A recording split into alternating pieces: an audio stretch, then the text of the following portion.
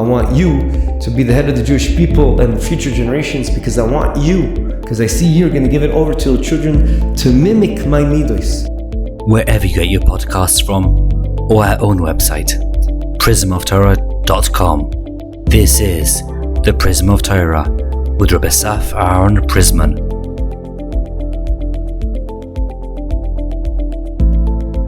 Shalom uvracha. In this week's parsha, Parshas Vayeitzei, I want to discuss this courageous act that Rochel did and what we can learn from her. We'll start with two questions that we'll try to answer. Before we start with the questions, we have to make sure we're all up to par with what happened, and that is that Yaakov saw Rochel. He saw she was fit for him and he wanted to marry her, and Rochel wanted to marry him, and hence he was willing to do whatever it takes to marry her. So he worked for 7 years to her father Lavan, and after working in an unbelievable fashion, he was waiting to finally get Rochel and get married to her. But he knew Lavan was a very not, shall we say, honest person, and hence, to preempt him pulling a trick on him, he told Rochel, here are the simanim, signs to ensure that I know it's you, and he won't do anything that will trick us, and please tell me them on the night of the wedding. And so too, that was the plan. There was one problem. Rochel, she couldn't take her sister being embarrassed, and hence, she gave over to her the simanim. And indeed, the trick was done,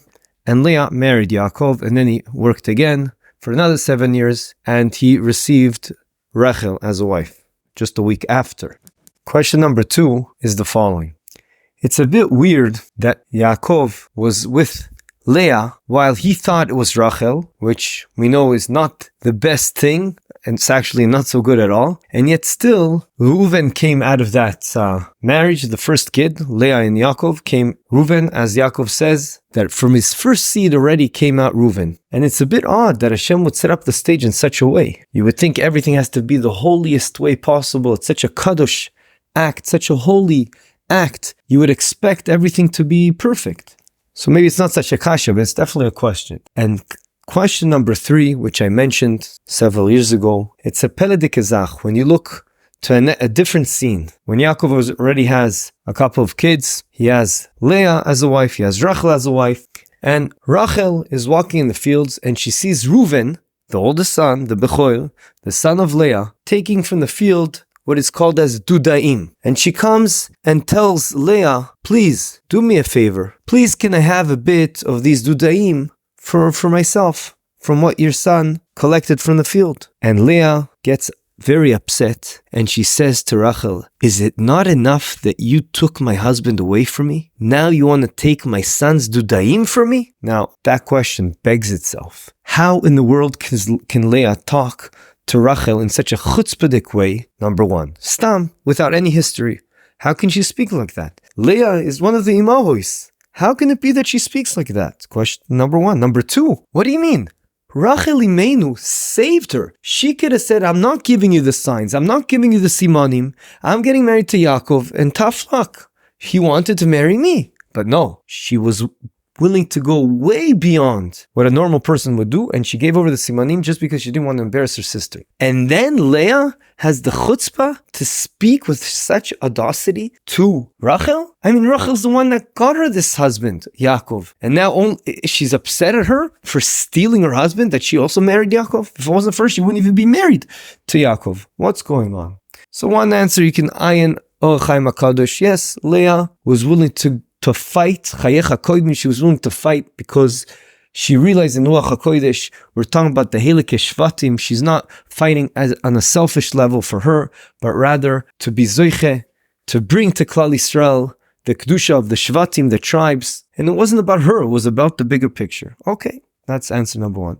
A different answer that we said a couple of years ago, I saw it b'shem of Pinkus, but I think earlier people say it before him. It's a morde kezach, and it teaches us a huge lesson about chesed. An amazing way of doing chesed is to do it in a way that the other side doesn't even feel like he's getting anything. I'll give you an example. We all know that there's different levels of giving tzedakah. The most basic one, is you give someone tzedakah, they see who gave it to them, and they realize, and you see who you gave it to. Okay. The next level is that you give it to someone that you know who you're giving it to, but they don't know who they got it from. Even higher level is when you give it to Kupa Shel Tzedakah, you don't know who you're giving to. They don't know who they're getting from. They don't have to be embarrassed, and everything's great. But there's something that's even better than all that. And that is, instead of giving someone a fish, you teach him how to fish. You give him a profession. You ensure that he has the ability to produce his own parnasa. That's unbelievable. Al kol panim, back to us. Rochel was able to give over the simanim to Leah without her noticing that she got the simanim. And how is that possible? Because the Gemara teaches us that the simanim were the 3 halachas that are unique to women. And that is Afashas Chala, Hilchos Nida, and Hadlakas Haner, Neros Shabbos. So she taught her this halachah, Rochel Imenu taught Leah Imenu all these halachas without telling her there's simanim. And when Yaakov tested her, fahered her, please tell me the halachas that we learned, she was able to say it. So she didn't even chap that she was stealing. She didn't chap that she was stealing Yaakov. She really thought these were the simanim. She gave her the simanim. She didn't know it was simanim. She thought it was just regular halachas. And with that, we understand there's an amazing yesod in chesed. The best way to do chesed is in a way the other person doesn't even feel like he's getting anything. And that's mamish doing chesed in its best, we'll call it. Based on this, obviously, that answers also our other question. How can it be that Leah spoke in such a harsh way? The answer is because she really believed she didn't get anything from Rachel. She didn't get anything from Rachel because Rachel did it in such an amazing way that she didn't even Leah didn't even feel a tad bit of, wow, I got this from Rachel. That's an unbelievable way of doing chesed. Chesed, we know, is one of the Yud Gimel Midos, one of the attributes, the characteristics of Hashem's Midos. And that's why Hashem told Avram, I want you to be the head of the Jewish people and the future generations, because I want you, because I see you're going to give it over to your children to mimic my Midos. Just like Hashem is full of chesed and rachum and chanun, we also have to do our best to be like that in the same way. But this year was mischadesh to me another mahalach. I would never say it on my own, but after I was zoichet to see it in the Ben Ish Chai, I want to share it with you. It's a morodek evot that teaches us also about the importance of doing chesed, but for the right reason. So, in his Sefer, Od Yosef Chai, in his drashas, the Ben Ish Chai asks the same question, and he says the following: Leah saw that there's an opportunity over here for Rachel Imenu to do a very extreme, courageous act, something that perhaps no one has done in history, not even the avos, and that is to do chesed for the real reason of doing chesed. Just for the mere fact that HaKadosh Baruch Hu has this characteristic of chesed, and you want to do chesed, and it doesn't matter, not because you're expecting to get something back, not because it gives you a geshmak feeling, just because Hashem wants you to do chesed. And Leah knew that Rachel Imenu is doing it from the right place. And she realized that she gave over the simanim. We're not going like the previous malach. And she realized she was given the simanim, but she wanted to make it evident and put Rachel in a position that she will prove to everyone that she's doing chesed for the pure sake of chesed, because Hashem told us to act like his characteristics, like the Yud Gimel Midos. And hence, she said, I know how desperate Rachel wants these dudaim. The Midrash tells us that dudaim are a segula, if you eat those, to be able to become pregnant.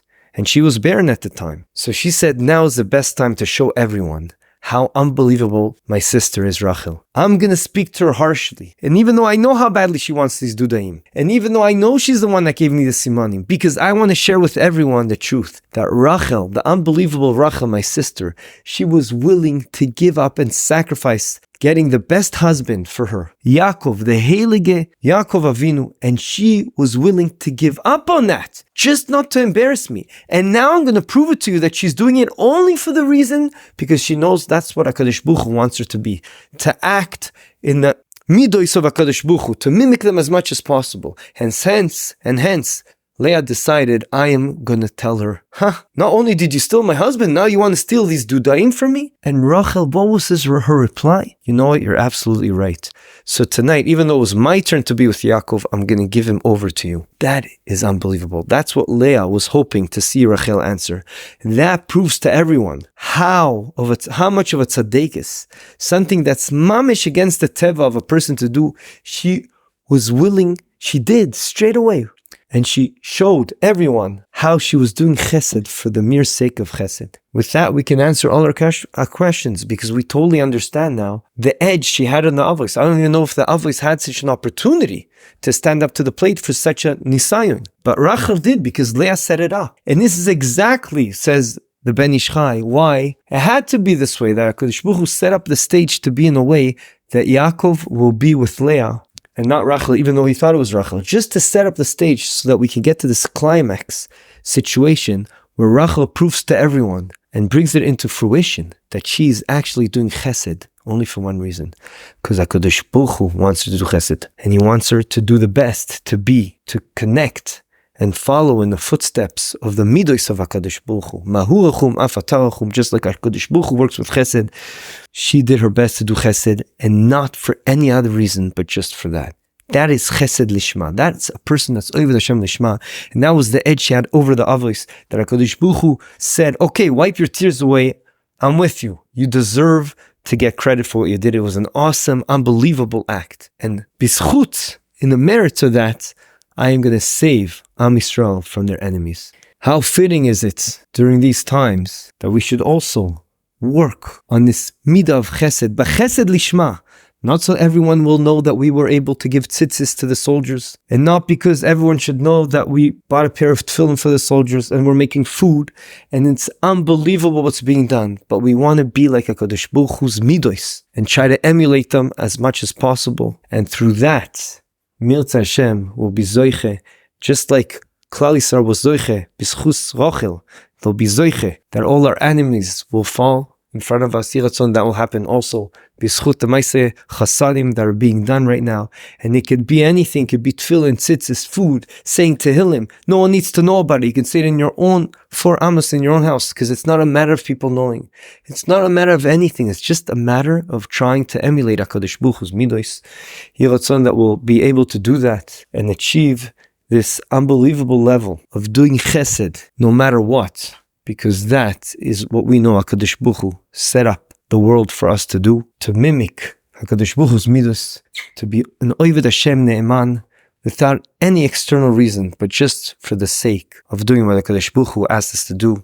The reason Hashem set up the stage over here, this world, as Mesilas Yesharim tells us, that we want to get tzedel aderech. And bischus that, Mirza Hashem, our enemies will fall in front of us, and it will be conveyed to everyone, שהקדוש ברוך הוא מלך מלכוסוי בכל משלו. Amen v'amen. Mirza Hashem, I will now say a short story that I think has a very strong effect. So I want to share with you this story about the Baal Shtei Chemed, who's a huge Talmid Chacham, wrote a lot of Sfarim, and he says the following about himself, that one time, when he was younger, he wasn't such a Baal Kishron, so that's what he says about himself. And he was a very hard-working avrech. He learned all day in the kollel. Some big gvir said they can have their big house during the day to learn. And he was learning there all day. And there was a cleaning lady that came every day. And I guess because he worked so hard and he was really a big masmid and learned all the time. So unfortunately, one of the people over there wanted to get him in trouble, we'll say. And he got the cleaning lady, he paid off the cleaning lady to say that this person was with her when no one knew. Because he started there early in the morning and he stayed the latest at night. And so too, this cleaning lady, quote unquote, confessed that she was with him, doing not sanua things. And the Rosh Kollel got really upset. Needless to say, he had to leave. And he ran away from that place. And he said to himself, this is nigzal mishamayim. There's nothing I can do about it. It's unfortunately a very big chilul Hashem, but it was planned in a very smart way. And as he came in, he started learning. And that morning, the cleaning lady came, and a couple of minutes after, she started screaming and saying that he tried to touch her, etc., etc. After many months, the cleaning lady herself got a hold of him and said, listen, I'm willing to go and tell everyone the truth, that it was all a setup, and please do me just one favor. Tell the gvir, the owner of the house, that he should hire me back. I'm really sorry what I did to you.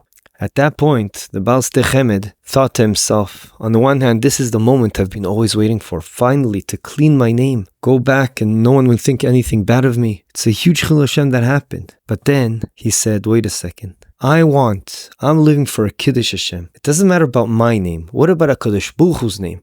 That's what's important here. And Hashem's name, it'll be even worse. Because aside from the original chilul Hashem that happened, now there'll be another chilul Hashem. Because everyone will hear about this other avrich that's set up for me incorrectly. And now he's going to come out as if he did something horrible, which is the truth, but I prefer that not to come out. And hence I made a decision, and that decision was that I went to the cleaning lady and I said, I'll help you get your job back. I'll do my best. But I'm telling you right now, I'm forbidding you. Please do not tell anyone about the truth of what happened. I prefer not to be let out. Which means he was willing to take the hit himself as long as HaKadosh Baruch Hu's name will be better. And that was a huge act of kiddush Hashem without anyone knowing except for the cleaning lady and him. And he said that the second after he took that decision, that night, he really felt that it was a total change in his life. And the next morning, he was able to reach heights in his learning that he had never imagined. And it totally changed him. Until that point, he just was a very hardworking person in his learning. But at that point, it was mamish, a game-changing event that I guess spiritually HaKadosh Baruch Hu opened up his mind and he was able to reach very high levels in learning, and that is what he believed totally made a change. Which, by the way, logically, he says, you would have thought, fakir, the opposite's going to happen. I now have the worst name, and because of that, no one's ever going to want to listen to me. Who am I going to learn with, etc., etc. But really what happened was the opposite, which is similar to what happened with Rochel Imenu. It's dafka because she was willing to give up the simanim and giving them to Leah as long as Leah, her sister, doesn't get embarrassed. And through that, it looked like there was no choice she was going to marry Yaakov. She's giving it up to Leah. At the end of the day, not only was she zoiche to marry Yaakov also, but through that act, there's a lot of reward all of Klal Yisrael are getting thanks to her act. Including, as the Midrash says that including the fact that she stopped being barren, she was able to have kids. So really, the fact that she gave the simanim at the end of the day had a ripple effect that she got rewarded, and exactly what she thought was never going to be able to happen, now it happened thanks to her amazing, courageous act. Have a good Shabbos. This concludes another episode of the Prism of Torah. Thank you for tuning in today. We hope you enjoyed it and learned something valuable. If you did, please subscribe to the podcast and give a 5-star rating. You can also find this podcast wherever you get your podcasts, or our own website, prismoftorah.com, where we have a full archive of all our past episodes. We would like to thank Yona Vefa for the recording equipment and Eli Podcast Productions for handling all our post-podcast productions. Join us next week for another enlightening conversation on the Prism of Torah.